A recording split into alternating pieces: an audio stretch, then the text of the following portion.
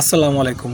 আপনাদেরকে দ্বিতীয় ক্লাসে অনেক অনেক স্বাগতম। আশা করি আপনারা সবাই ভালো আছেন।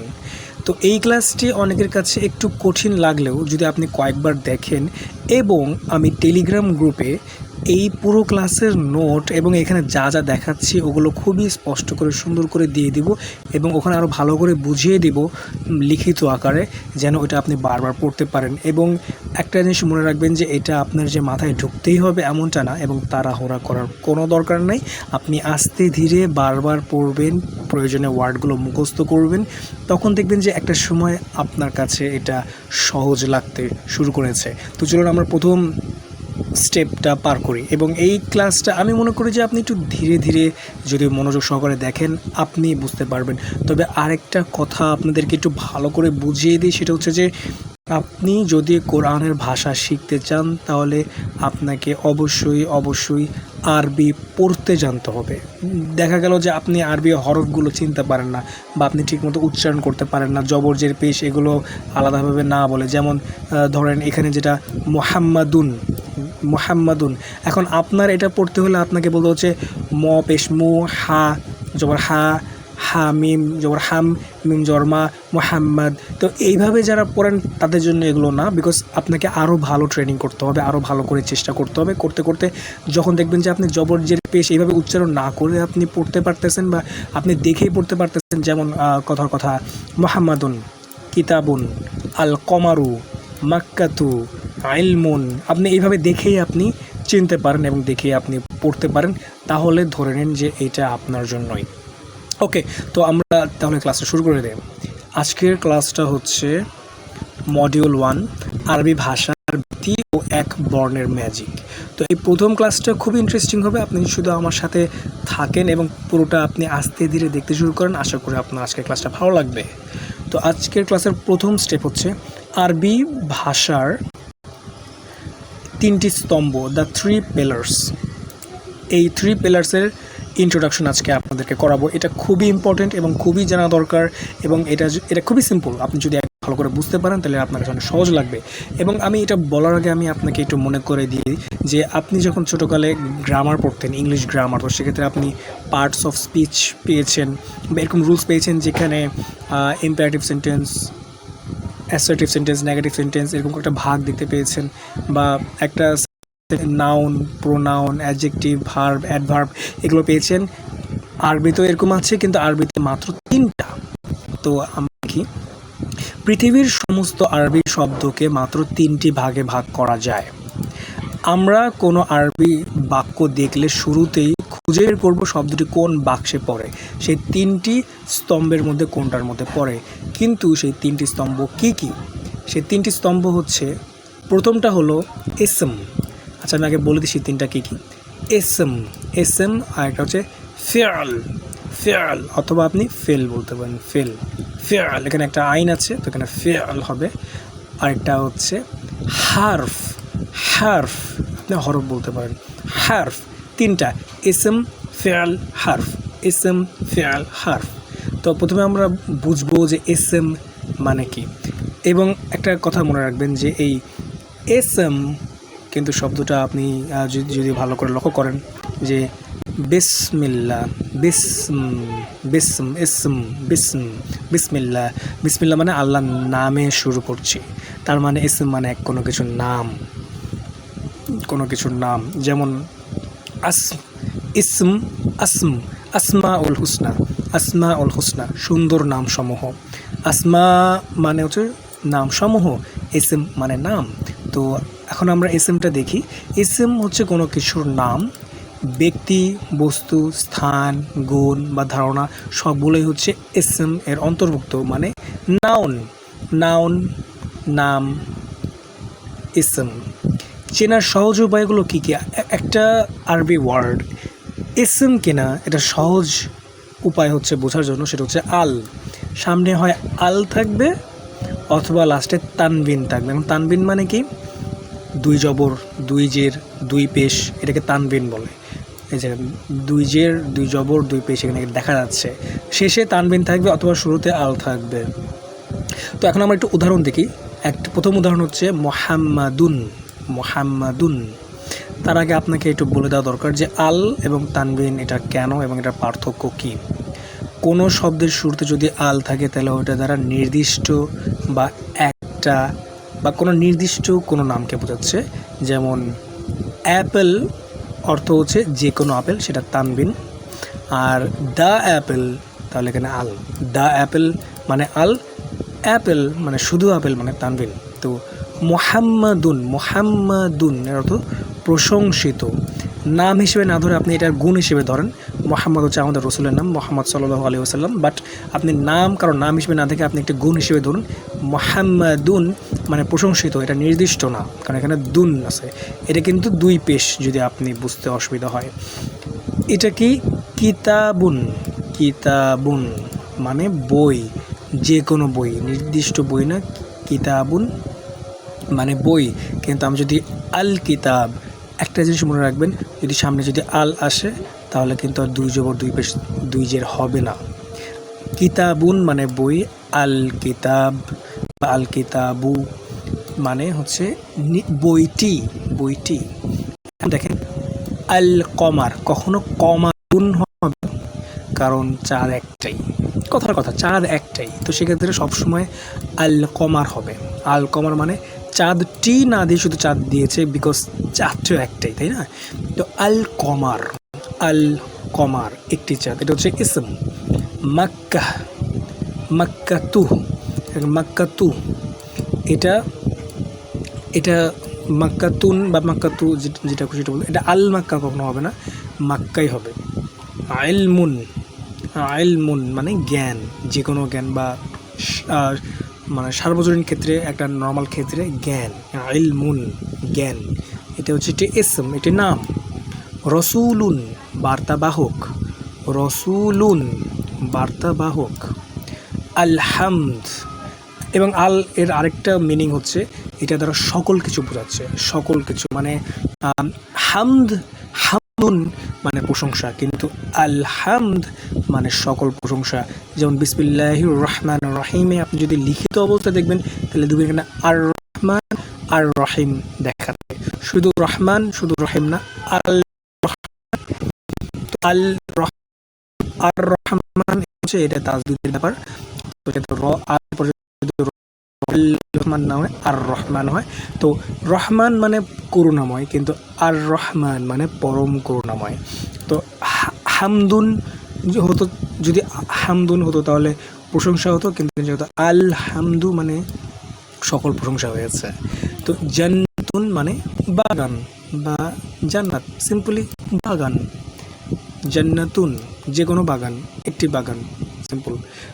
এখন মোটামুটিভাবে আপনি হয়তো এসএম এর ব্যাপারে ধারণা পেয়ে গেছে। এসএম হচ্ছে একটা নাম, তো সেক্ষেত্রে আরবিতে কোনো কিছুর নাম, গুণ বা বস্তু ওগুলো সবগুলোই এসএম এর অন্তর্ভুক্ত। ওগুলো একটা না। ফেয়াল অর্থ কি? ফেয়াল, ফেল হচ্ছে কোনো কাজ, তবে এটার আবার একটি বিশেষত্ব আছে, সেটা হচ্ছে যে অবশ্যই ফেল মানে হচ্ছে ক্রিয়া। তো ক্রিয়া সবসময় যার সাথে সময় বা কাল যুক্ত থাকে, আই মিন যে ক্রিয়া বা কোনো কাজ, এই কাজের সাথে অলওয়েজ একটি টাইম যুক্ত থাকবে।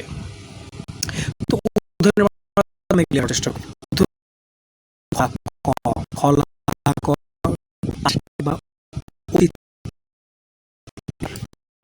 সৃষ্টি করেছে, খলাক মানে সে, তারা জানে, এটা আরো পরে জানবো। এটা একটু কঠিন, যার কারণে আমরা এগুলো একটু পরে দেখবো যে কোনটা পাস্ট কোনটা প্রেজেন্ট। আমরা জাস্ট আগে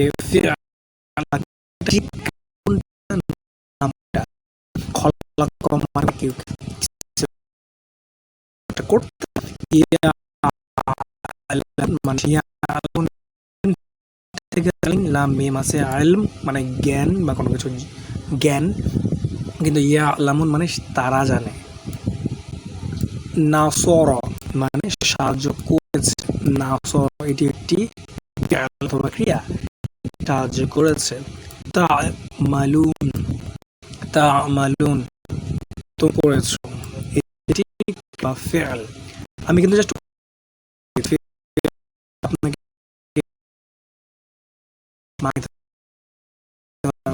মুখস্থ, আপনি এগুলো জাস্ট মানে ক্লাস হিসেবে আপনি জাস্ট এমনিতে মুখস্থ করে নিতে পারেন বা বারবার পাঠ করে ব্রেনে নিতে পারেন, দ্যাটস ইট। বিকজ এগুলো আপনাদের সামনে হাজারবার আসবে, নো প্রবলেম, জাস্ট একটু চেনার জন্য আর কি আপনি একটু ট্রাই করতে পারেন। কাফারু মানে তারা অস্বীকার করেছে। একর মানে তুমি পড়ো, এটা আদেশ সূচক ক্রিয়া, একর তুমি পড়ো। ইয়াশরবু সে পান করছে বা করবে, ইয়াশরবু মানে সে পান করছে বা করবে। ইয়াশরবু একর কাফারু কলা তা'মালুনা নাসরা ইয়া'লামুনা খলাক, এগুলো সব ফিআল বা ক্রিয়া, কোনো কাজ বোঝায়। এবার আমরা দেখি লাস্টেরটা, যে তিনটা স্তম্ভ বলেছিলাম ইসম ফিআল হারফ, হারফটা দেখি। এটা হচ্ছে সংযোগকারী শব্দ, যা একা পূর্ণ অর্থ দেয় না, অন্যদের সাথে মিলে বাক্য বানায়। যেমন ইংলিশ গ্রামারের ক্ষেত্রে আমরা বলতে পারি প্রিপোজিশন, তারপরে হচ্ছে পার্টিকেল, হাবিজাবি, এগুলো। তো হারফ হচ্ছে সংযোগকারী শব্দ, যেটা একটি আরবি শব্দ এবং আরেকটি আরবি শব্দর মাঝে একটি সম্পর্ক স্থাপন করে। এগুলো দেখি, এগুলো খুবই ইম্পর্টেন্ট, বিকজ কোরআন এগুলো অনেক বেশি এসেছে। তো এগুলো যদি আমরা কোনোভাবে যদি বুঝতে পারি, এটা আমাদের জন্য অনেক অনেক বেশি হেল্পফুল হবে। তো মেন অর্থ থেকে বা হতে বা থেকে, মেন অর্থ থেকে, ফি অর্থ মধ্যে, কোনো কিছুর মধ্যে, ওয়া মানে এবং, ইলা মানে দিকে, আলা মানে ওপরে, লি মানে জন্য, বি মানে দ্বারা বা সাথে, ইন্না মানে নিশ্চয়ই। এগুলো সবগুলো হচ্ছে সংযোগকারী শব্দ বা হারফ। তো এগুলো আপনি বারবার পড়বেন, পারলে একটু মুখস্থ করবেন এবং বলবেন এগুলো হারফ। মিন, ফি, ওয়া, ইলা, আলা, লি, বি, ইন্না, এগুলো হচ্ছে হারফ। এইবার আমরা এক বর্ণের শব্দের বিস্ময়, এটা একটু দেখব। এটা একটু কঠিন লাগতে পারে বা নাও লাগতে পারে, আপনি জাস্ট এগুলো বারবার পড়লে আপনার জন্য এগুলো সহজ হয়ে যাবে। তো আরবি ভাষায় মাত্র একটি বর্ণ একটি পূর্ণাঙ্গ শব্দের অর্থ প্রকাশ করতে পারে। এগুলো সাধারণত শব্দের শুরুতে ইঞ্জিনের মতো যুক্ত থাকে। যেমন কিছু উদাহরণ দিচ্ছি। সংযোগকারী একটি বর্ণ ওয়া, ওয়া মানে এবং, আবার কখনো কসম হিসেবে ব্যবহৃত হয় ওয়া। তো শামস মানে সূর্য, ওয়াশামস মানে সূর্যের কসম, ফজর মানে ভোর, ওয়াল ফজর মানে ভোরের কসম, ওয়াতিন, তিন মানে ডুমুর, ওয়াতিন মানে ডুমুরের কসম, ওয়াল আসর, আসর মানে সময়, বাট ওয়াল আসর মানে সময়ের কসম, লাইল মানে রাত, কিন্তু ওয়াল লাইল মানে রাতের কসম, কমার মানে চাঁদ, ওয়াল কমার মানে চাঁদের কসম। এবার আমরা ফাটা দেখি, ফা এটা কিন্তু হারফ, ওয়াও কিন্তু হারফ। তো ফা অর্থাৎ অতঃপর, কখনো অতঃপর দেখেন, সুতরাং এবং অতঃপর কিন্তু খুবই মানে ডিফারেন্ট একটি ওয়ার্ড বোঝায়, ডিফারেন্ট কাজে ইউজ হয়, বাট স্টিল আমরা ফাটা ইউজ করে থাকি অতঃপর এবং সুতরাং অর্থে। বাট এটা কনটেক্সটের উপর নির্ভর করে যে আপনি কী করে বুঝবেন যে এই আয়াতে অতঃপর হিসেবে ইউজ হচ্ছে এবং ওই আয়াতে সুতরাং হিসেবে ইউজ হচ্ছে। এটা আমরা বুঝবো কনটেক্সট অনুসারে। যখন আমরা আয়াত বা আয়াত ধরবো তখন আমরা বুঝবো যে আসলে কখন অতঃপর বা সুতরাং হিসেবে ইউজ হচ্ছে। তো আমরা প্রথম এক্সাম্পলটা দেখি। ফাকলা, ফাকলা অতঃপর সে বলল, কলা মানে বলা বা কলা মানে সে বলল, কিন্তু ফাকলা মানে অতঃপর সে বলল। খলাক মানে সৃষ্টি করলেন, পাস্ট টেন্সের খলাক। ফাখলাক মানে অতঃপর তিনি সৃষ্টি করলেন।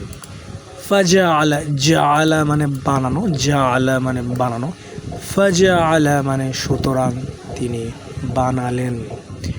ফানসুর, এখানে কিন্তু নাসর আছে, নাসর না সর, এখন ফানসুর, ফানসুর মানে অতএব সাহায্য করো, অতএব সাহায্য করো। নাসর মানে সাহায্য করা, কিন্তু ফানসুর এখানে কিন্তু নাসরের সাথে ফা যুক্ত হচ্ছে, অতএব সাহায্য করো বা সুতরাং সাহায্য করো। ফাযাকু, যাকু বা যুকু অর্থ স্বাদ নেওয়া, কোনো কিছু স্বাদ নেওয়া, বাট ফাযাকু মানে ফলে তারা স্বাদ আস্বাদন করলো। এখানে তারা কেন হলো?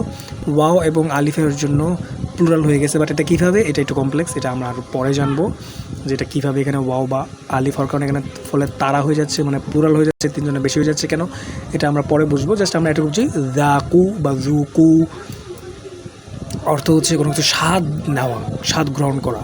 তো ফাজাকু মানে ফলে তারা আস্বাদন করলো।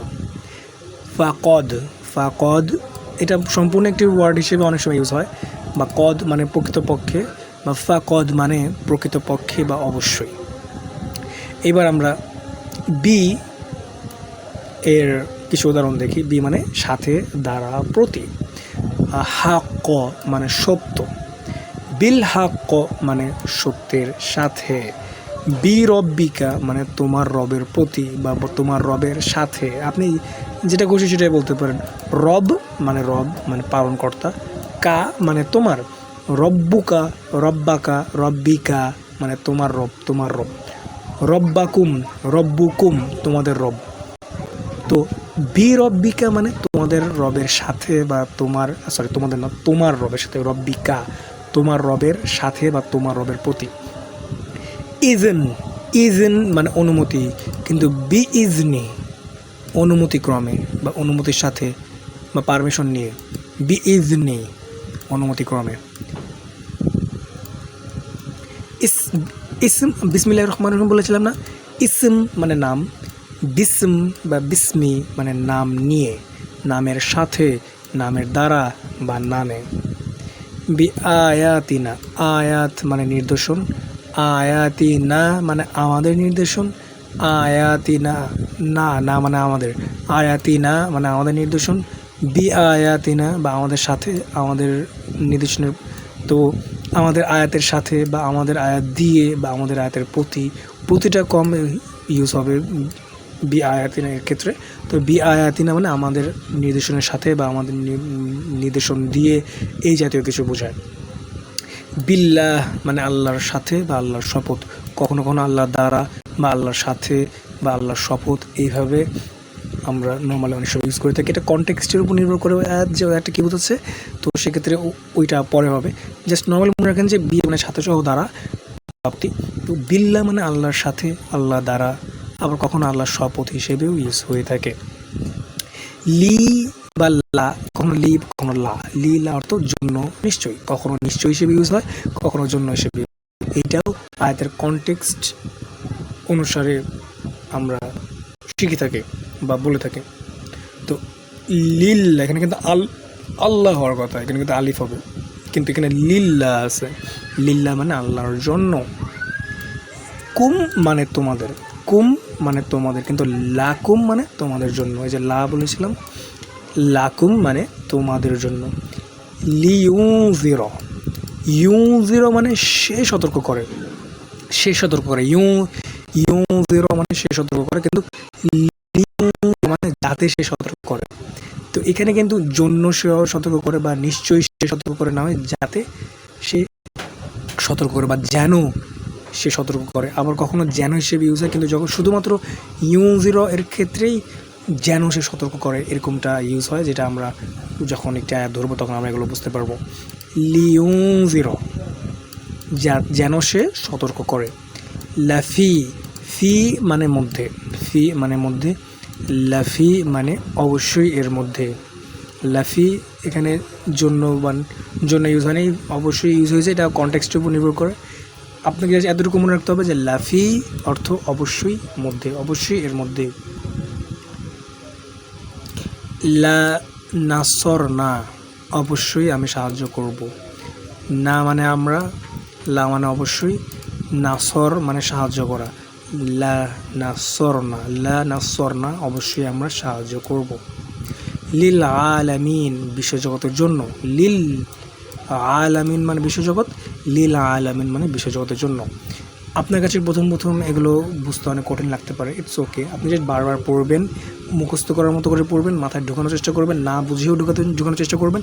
একটা সময় গিয়ে যখন এটা আপনি বারবার দেখবেন, তখন দেখবেন যে আপনার এটা মাথায় একবার ভালো করে ঢুকে গেছে। তো সেক্ষেত্রে আপনার প্রেশার নেওয়ার দরকার নেই, আমি জাস্ট আপনাকে পরিচিতি করাচ্ছি, এগুলো আপনি জাস্ট চিনবেন আর কি, দ্যাটস ইট। তো এখন আমরা কা দেখি, কা মানে মতো। এখন আসফ, আসফ মানে ভক্ষিত তৃণলতা বা ভুসি। অনেক সময় আসফ মানে ভুসির মতো, মানে ভুসির মতো কিছু একটা বোঝায়, বা ভক্ষিত তৃণলতা মানে তৃণলতা মানে কি পাতা। তো ধরেন আপনি পাতা কেউ খাইছে, খাওয়ার পর বা উগলে দিছে, তো কেমন দেখায়, ভুসির মতো দেখায় বা এরকম দেখায় আর কি।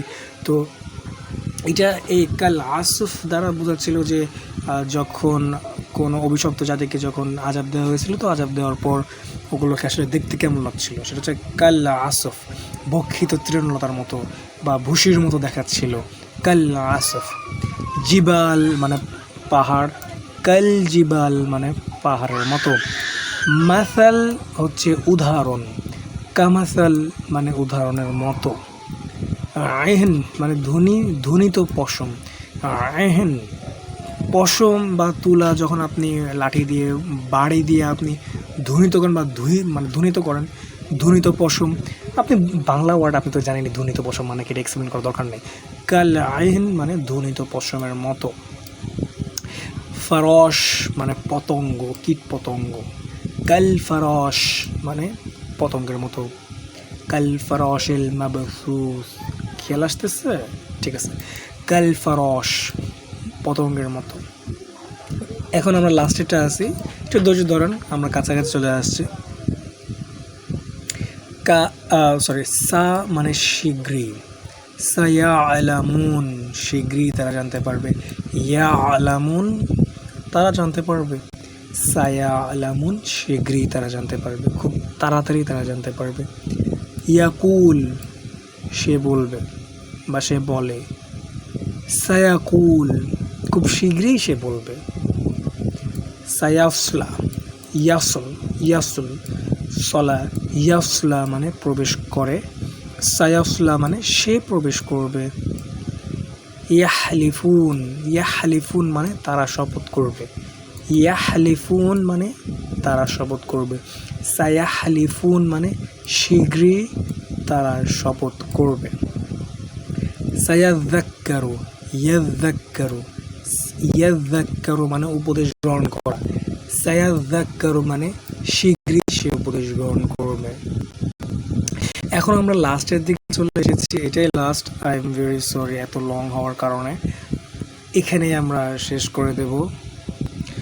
তো রুট বা মূল অক্ষরের রহস্য, রুট বা মূল অক্ষর মানে কি, এটা খুবই খুবই ইম্পর্ট্যান্ট, এটা আপনাকে অনেক ভালো করে মনে রাখতে হবে। বাট এখানে জাস্ট আমি ইন্ট্রোডাকশন করাচ্ছি, মূল অক্ষর বা রুট এটা কি, এটা আমরা আরও ভালো করে জানবো।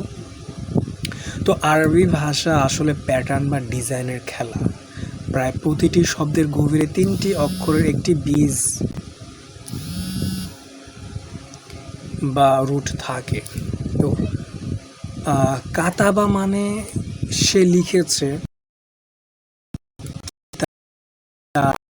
কিতাবুন মানে বই, মাকতাবুন বা অফিস, কিতাবুন, কাতিব, কাতিবুন মানে লেখক, মাকতুব মানে লিখিত বিষয়। এখানে একটা জিনিস লক্ষ্য রাখবেন, যেখানে কাফতা বা কাফতা বা কাফতা বা কাফতা বা সব আছে, কিন্তু শব্দটা ডিফারেন্ট। সে লিখেছে বই, অফিস বা টেবিল, লেখক, লিখিত বিষয়, কিন্তু ওয়ার্ড একই, কিন্তু মিনিংটা একটু ডিফারেন্ট। কিন্তু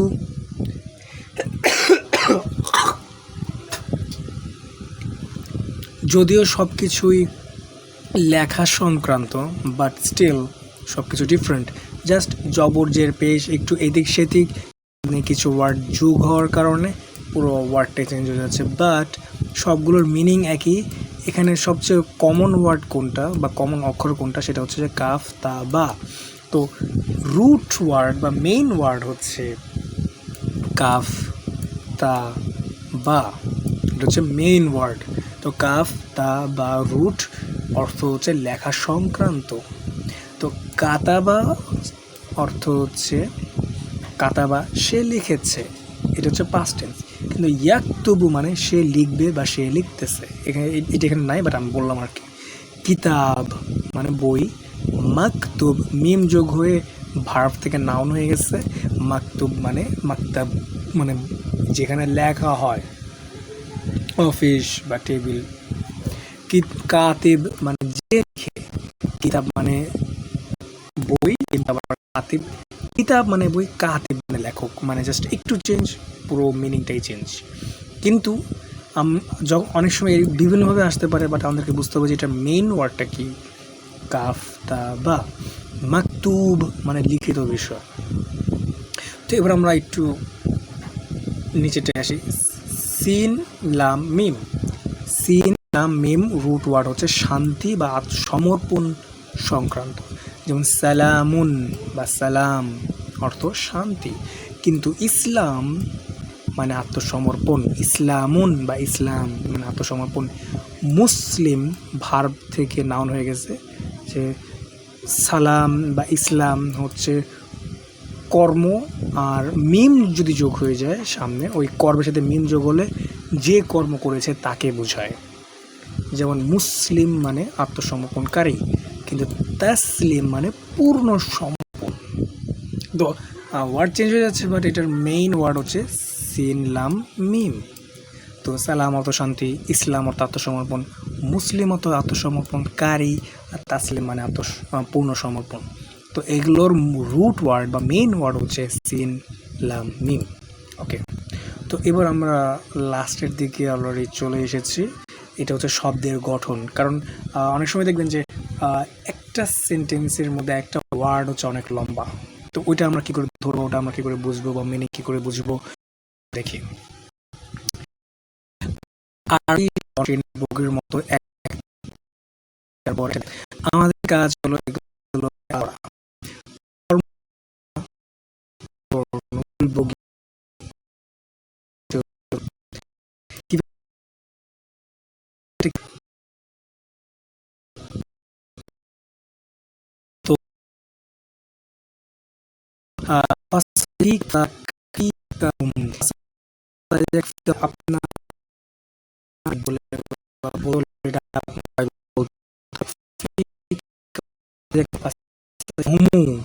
আচ্ছা, তো এখন আপনি এটা ভালো করে বলতে পারেন, বুঝেন।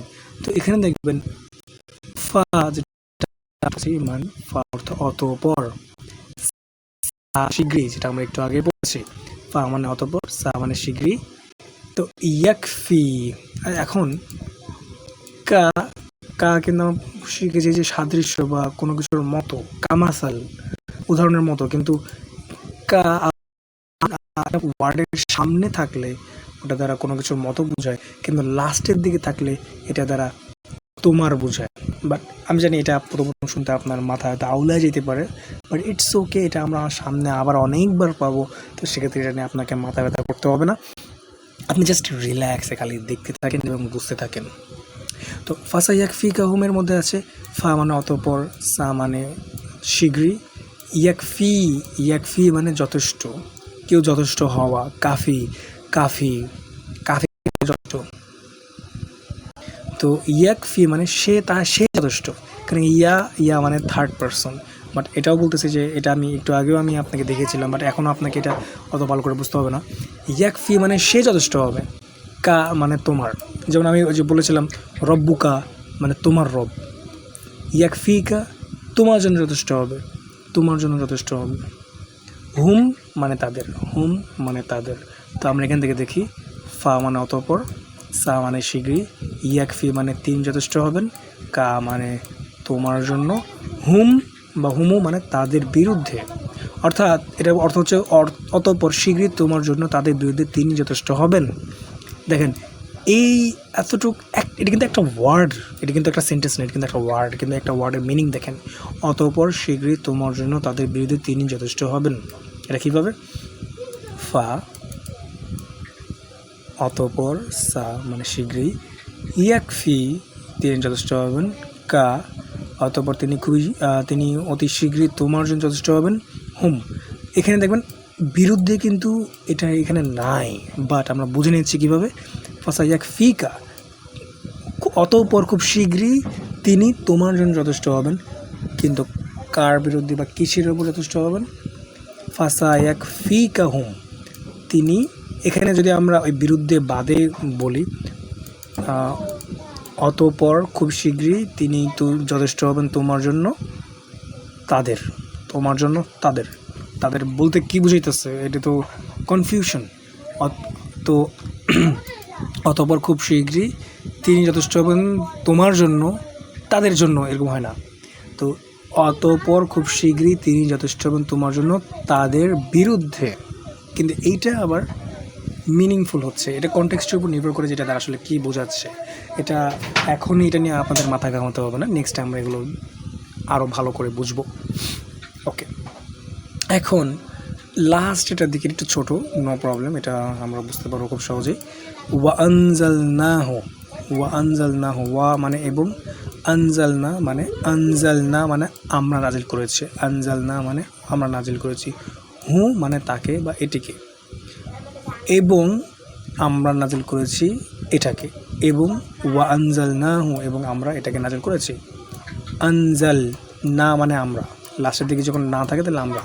খলাকনা আমরা সৃষ্টি করেছি, যাহাবনা আমরা গিয়েছি, ওয়া আনজালনা হু, হু মানে তাকে বা সেটাকে বা এটিকে, ওয়া আনজালনাহু এবং আমরা এটাকে নাজিল করেছি বা অবতীর্ণ করেছি, নামিয়েছি। নাজিল মানে কোনো কিছু নামানো।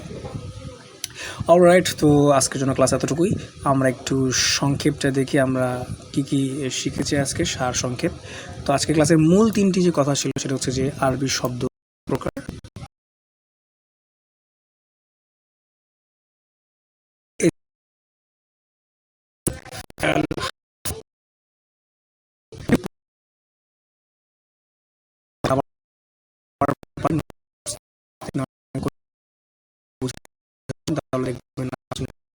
এবং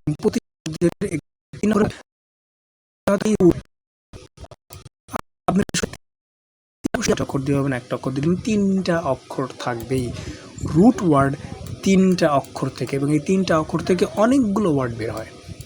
এই জন্যে যেহেতু অনেকগুলো ওয়ার্ড বের হয়, এই জন্য এটাকে রুট ওয়ার্ড বা মূল অক্ষর বলা হয়।